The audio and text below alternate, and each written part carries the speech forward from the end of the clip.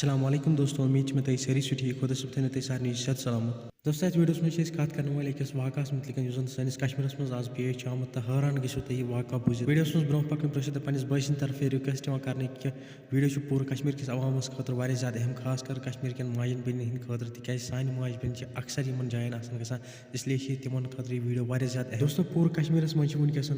Social media पे post तेजी सा वायरल चलान ये दावा कर कि नफर पन्नस पानस पीर वन यह आमुत रटन वन कि यह नफर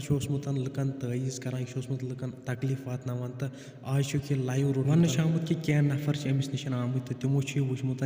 क्या गलत हरकत करान ये तिमन बासोमुत अमिस मे शक तिमो पे अति रोटमुत ये वीडियो के जरिए बह तिमन सारे नफरन यह मैसेज यसान दिन यम जन यिथन नफरन नश गसान यिथन नफरन हुंद मदद हेवान तो पे बाकियन लुकन तकलीफ वातान कि तुम सारे तमिस नश जवाब दिन यम सस अथस मज सोरे दुनिया अगर यिथन नफरन नश गसन कर बंद यहुन यह बिजनेस गया पाने ठप दोस्तों फिलहाल सोन यह वीडियो तम तुज क्या वीडियो मतलब सोचो कमेंटन में जरूर वीडियो कर ज़्यादा शेयर चैनल कर सब्सक्राइब वन नई वीडियो सारे खुदा हाफिज़।